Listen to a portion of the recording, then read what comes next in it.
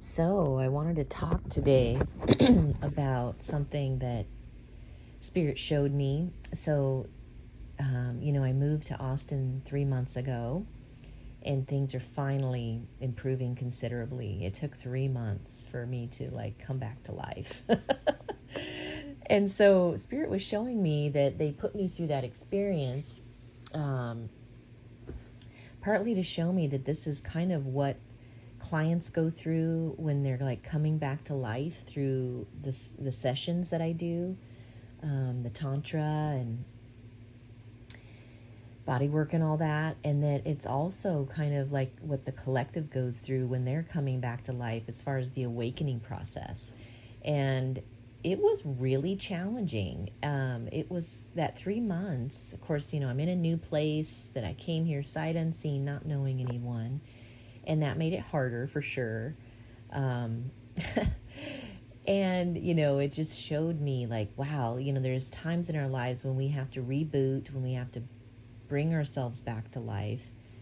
And how do we do that? When you're just really feeling burnt out or, um, for whatever reason, you feel compromised, or maybe you're coming off of a breakup and, you kind of hit a low.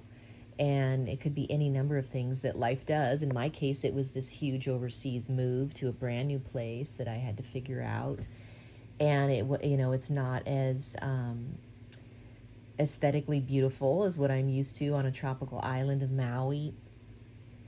A lot of highways and strip malls, and it's not as charming, and don't know anybody, so starting from scratch and all that. And I also, I guess it hit me so hard emotionally, or in every way really, that it created some health stuff too, where I was just exhausted, which is natural after a big move like that. It took a lot. And starting fresh and over, kind of from scratch, because it's not like I let go of my vehicle and flew here, and I let go of most of my stuff in order to be here with just some suitcases and boxes. And so I thought I would discuss, what do we do when we need to bring ourselves back to life?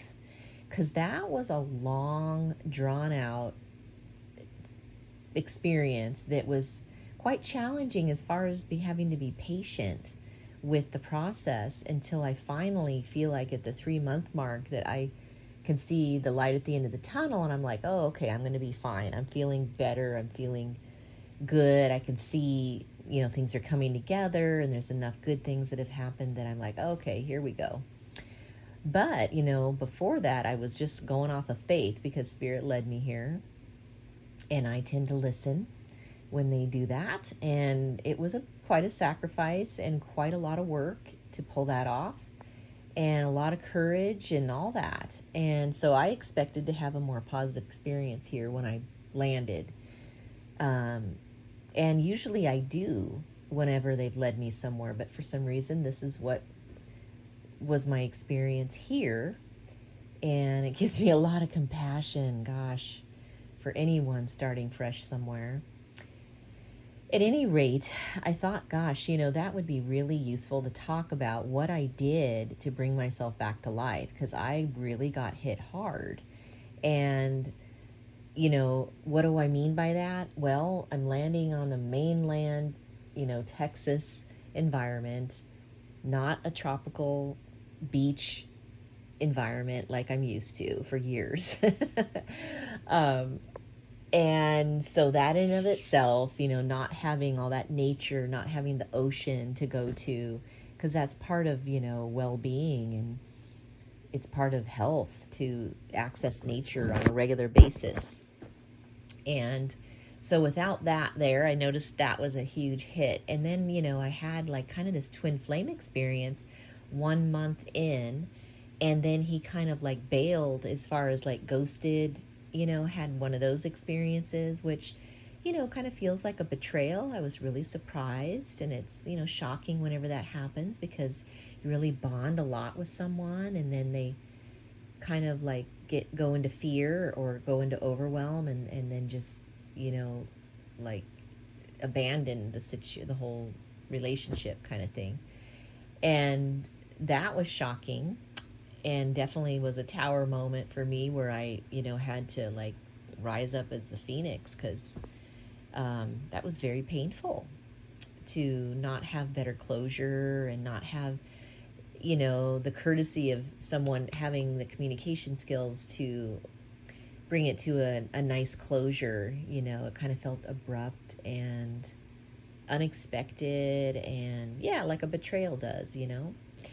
And then certain things happened, like the place that I had reserved to start to live in, turned out to be not nearly as nice as the pictures, and kind of a little raunchy, compared to what I'm used to. And so there was just all these things that happened, and then having to find a vehicle right away because you can't function in Texas. You're having to drive everywhere because it's all kind of spread out, and it's not a small town vibe. So, just all these hurdles and stuff, right? And it was just like, geez, this is not fun.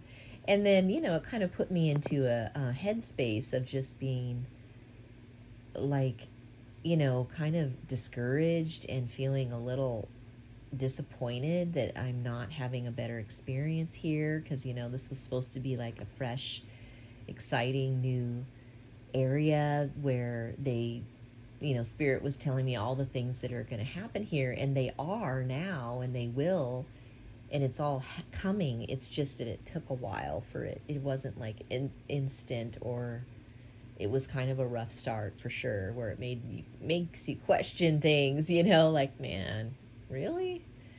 So anyway, I had to go into, when you're in a low like that, and I did hit a low like that, like when I had a breakup with a twin flame, and many of you know what that's like. It's, yeah, pretty, sometimes volatile and just very dramatic, and at any rate, it kind of takes a while to reboot from such an experience, especially if there's been things that happened that were out of integrity, because a lot of times twin flame experiences involve betrayal and abandonment as well, and third party stuff, and just, kind of like whether it's abuse or just a lack of integrity from the other person. And it can kind of turn your life upside down a bit, and I had to rebuild from that as well. And so it's like, gosh, and then COVID kind of brought that on for a lot of people too, of having to rebuild and like kind of like redirect and like start a new life and move and just create a different life, that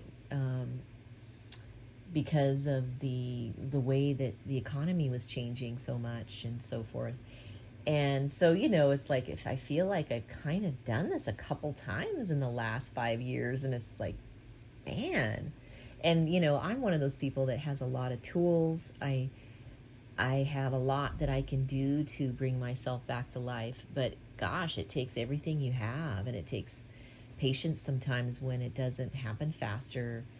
And then it's also something that can kind of happen on all levels too, because there's the emotional piece, there's the physical piece. Since what happened to me is my whole left side went kind of, got all jacked up, and I had a kink in my neck that was pretty uncomfortable, and it, went all the way down to like my knee, and just feeling like my whole left side, which represents the feminine, was, really struggling to adjust and calibrate to this new reality here on mainland Texas, which is quite opposite in many ways to what I knew in Maui. So then there's, like just adjusting to the environment and getting like a flow going, getting some kind of routine, and so there's so many levels of calibration that needed to happen. Then, meeting people and feeling more at home with, making some friends. And So it's like, yeah, just starting from scratch, right? As opposed to my 18 years in Maui, where everything was kind of in place already, as far as people and home and business, and so this is what I did. There's so many things that I did. I can't cover it all, but hopefully it'll inspire some of you who need to feel maybe you're at a low and you need to bring yourself back to life. So, like, let's just take the physical level to start. It's kind of a practical thing. And so I noticed that my energy was really dragging from being burnt out from the move. So I went into, they have several fresh juice places where you can get it kind of in bulk and get sets of the fresh juices, because that's really a live food. You know, it's a fast way to get live food in you. That's, fresh life force food. Fresh juices are a good way to do that. And as opposed to like canned food or frozen food or cooked food, where it's not as alive with life force. So salads and, fruit and, all that stuff that's fresh and alive with life force. So that's one thing I did. I also, kind of was going to let go of some of my supplementation, because I have a pretty extensive supplement regiment, certain things I take in the morning, noon, and nighttime. And I kind of was like, I'm going to back off on this, let some things run out and simplify. Well, I found that I just got such a hit, and it even took quite a hit to my appearance too. Like, stress can really affect your appearance and make you look like you've aged and stuff like that. So that was alarming to me. I was not expecting that. And it made me realize, oh my gosh, I'm used to having my feet on Mama Earth and walking the sand along the shoreline every day in Maui, as opposed to like here, where you don't even, you have to go out of your way to put your feet on Mama Earth to get that life force energy through your feet that happens, because it's very, helps you calibrate with the rhythms of nature.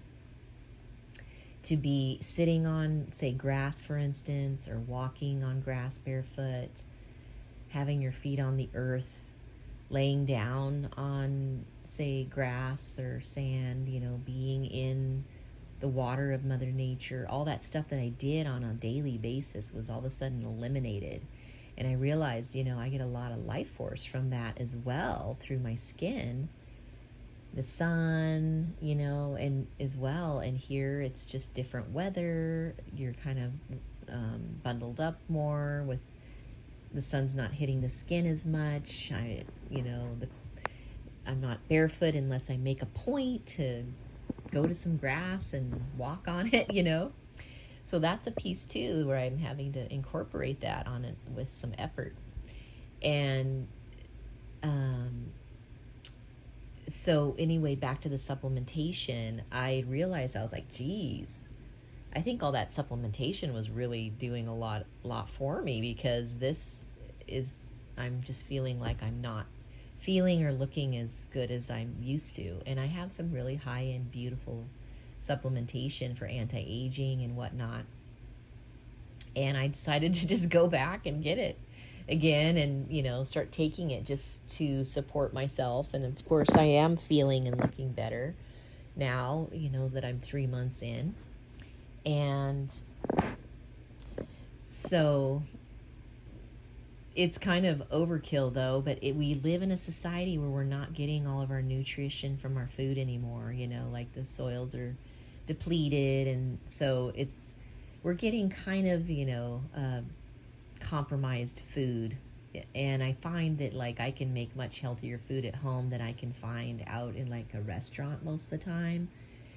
And I'm pretty advanced when it comes to this stuff, because I've been in this field of health and nutrition for years, and I do consulting even around it, on the phone, and with people who want to know what supplementation to take for different purposes. And yeah, it's a whole thing that can be consuming if you let it.